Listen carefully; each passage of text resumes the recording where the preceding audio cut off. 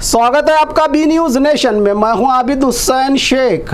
Criminals का कोई धर्म नहीं होता। एमबी पाटिल का सुहास शेट्टी मामले पर बड़ा बयान। मंगलुरु के सुहास शेट्टी के कत्ल का मामला एक राउडी शीटर को हिंदू कार्यकर्ता बताकर एक महान व्यक्ति साबित करने की कोशिश की जा रही है। बीजेपी और कुछ दलाल मीडिया कुछ ऐसे ही क्रिमिनल्स और गुंडों को हिंदू कार्यकर्ता बताकर सियासी रंग चढ़ाते रहते हैं। हमारे बीजापुर जिले के भीमा नदी किनारे भी कई कत्ल की वारदातें हुई हैं। क्या हम इन सब को लेकर एक ही पार्टी से जोड़ सकते हैं? नहीं। सुहास शेट्टी पर कई क्रिमिनल मामले दर्ज थे। कहा एमबी पाटिल ने सुहास शेट्टी के परिवार को बीजेपी से 25 लाख की मदद। समाज को क्या जाएगा संदेश? क्रिमिनल्स की कोई जात नहीं होती, क्रिमिनल ही एक जात होती है, कहा एमबी पाटिल ने। ನೋಡಿ, ಕೇಂದ್ರ ಸರ್ಕಾರ ಇವತ್ತು ಏನೋ ನಿರ್ಣಯಗಳನ್ನು ತಗೊಳ್ಳಿ, ಆ ಎಲ್ಲ ನಿರ್ಣಯಗಳಿಗೆ ದೇಶದ 140 ಕೋಟಿ ಜನ ಎಲ್ಲ ಪಕ್ಷಗಳು ಚಾಚು ತಪ್ಪದೆ ಅವರಿಗೆ ಎಲ್ಲ ರೀತಿಯ ಬೆಂಬಲವನ್ನು ಸಹಕಾರವನ್ನು ಕೊಡ್ತೇವೆ.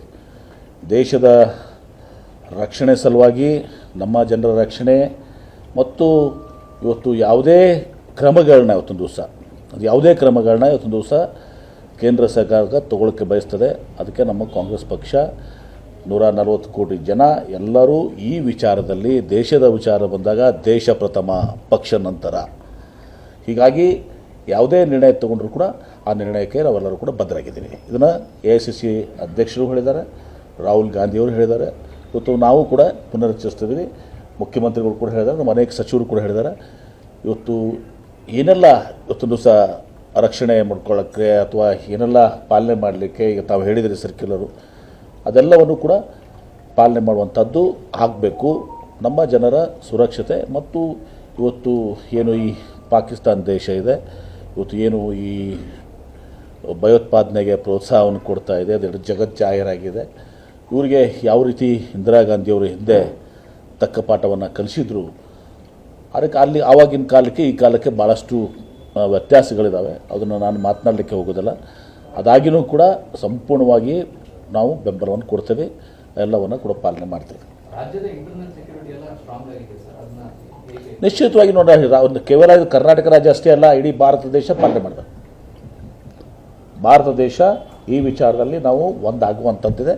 ನಾವೆಲ್ಲರೂ ಒಂದು ಅನ್ನೋದು ಪಕ್ಷ ಬೇರೆ, ಚುನಾವಣೆಯ ಸಂದರ್ಭದಲ್ಲಿ ನಮ್ಮ ಪಕ್ಷ ಇರ್ತದೆ. ದೇಶ ಬಂದಾಗ ನಾವು ದೇಶ ಪ್ರಥಮ. ಇವತ್ತೊಂದು ದಿವಸ ಅದು BJPದವ್ರಿಗಿರ್ಬೋದು, ಕಾಂಗ್ರೆಸ್ದವ್ರಿಗಿರ್ಬೋದು, ಮತ್ತು ಅದು ಪಕ್ಷದವ್ರಿಗಿರ್ಬೋದು, ದೇಶದ ರಕ್ಷಣೆ ಸಲುವಾಗಿ, ದೇಶದ ಸಲುವಾಗಿ ಎಲ್ಲ ರೀತಿಯ ತ್ಯಾಗಗಳನ್ನ ಎಲ್ಲ ಪಕ್ಷಗಳು ಮಾಡಬೇಕು. ಎಲ್ಲರೂ ಪರಸ್ಪರ ಇವತ್ತೊಂದು ದಿವಸ ಯಾವುದೇ ಒಂದು ಇದನ್ನು ತೆಗಿಲಾರದೆ ನಾವು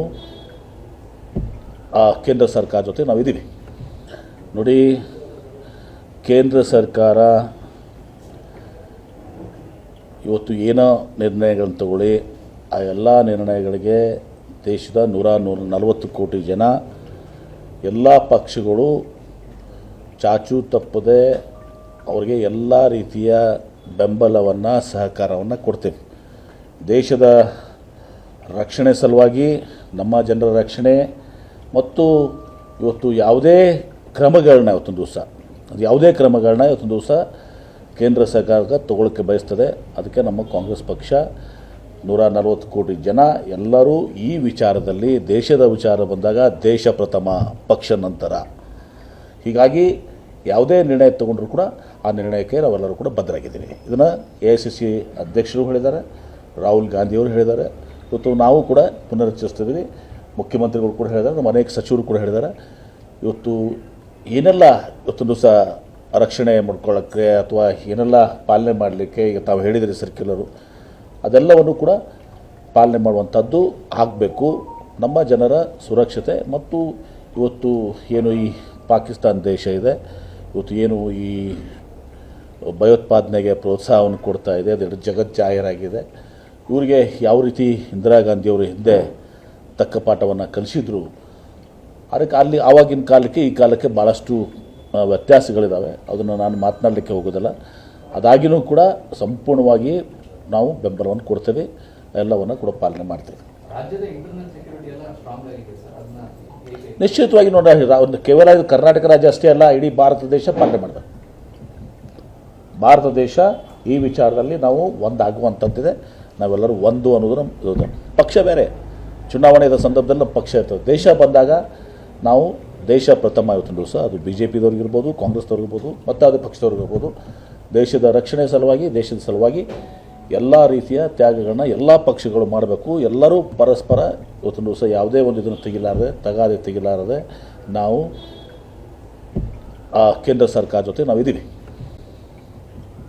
ಎಸ್, ಇನ್ನೊಂದು ಮಂಗಳೂರಲ್ಲಿ ಹಿಂದೂ ಸಂಘಟನೆ ಕಾರ್ಯಕರ್ತನ ಕೊಲೆ ಬಳಿಕ ಬಿಜೆಪಿಯ ನಾಯಕರು ಇದನ್ನು ಸರ್ಕಾರ ಅವರಿಗೆ ಕುಮ್ಮಕ್ಕು ಕೊಡುವಂತ ಕೆಲಸ ಮಾಡ್ತಿದೆ ಅಂತ ಆರೋಪ ಮಾಡ್ತಿದ್ದಾರೆ. ನೋಡಿ, ಈಗ ಡಾಕ್ಟರ್ ಪರಮೇಶ್ವರ್ ಅವರು ಹೋಮ್ ಮಿನಿಸ್ಟ್ರು ಸ್ಟೇಟ್ಮೆಂಟ್ ಕೊಟ್ಟಿದ್ದಾರೆ.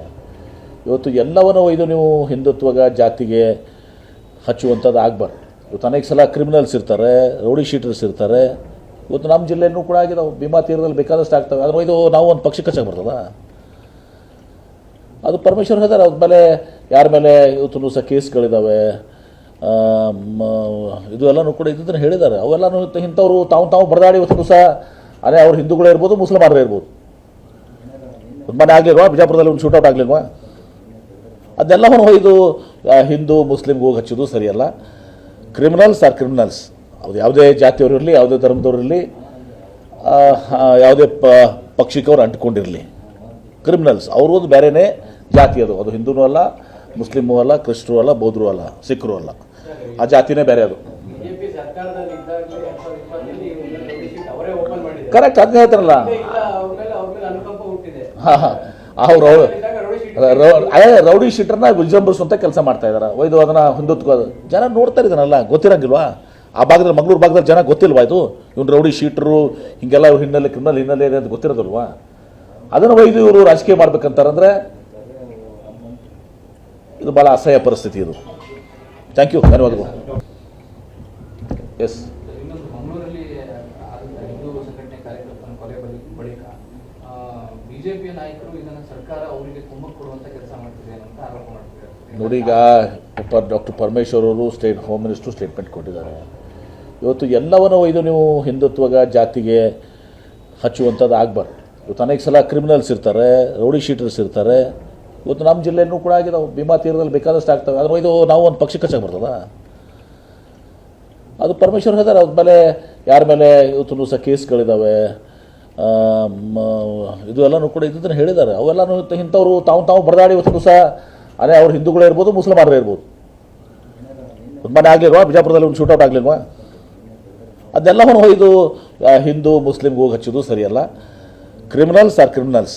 ಅದು ಯಾವುದೇ ಜಾತಿಯವರು ಇರಲಿ, ಯಾವುದೇ ಧರ್ಮದವ್ರು ಇರಲಿ, ಯಾವುದೇ ಪಕ್ಷಿಕವ್ರು ಅಂಟ್ಕೊಂಡಿರಲಿ, ಕ್ರಿಮಿನಲ್ಸ್ ಅವ್ರದ್ದು ಬೇರೆಯೇ ಜಾತಿ. ಅದು ಹಿಂದೂನೂ ಅಲ್ಲ, ಮುಸ್ಲಿಮೂ ಅಲ್ಲ, ಕ್ರಿಸ್ಟರು ಅಲ್ಲ, ಬೌದ್ಧರು ಅಲ್ಲ, ಸಿಖ್ರು ಅಲ್ಲ. ಆ ಜಾತಿನೇ ಬೇರೆ. ಅದು ಕರೆಕ್ಟ್, ಅದನ್ನೇ ಹೇಳ್ತಾರಲ್ಲ.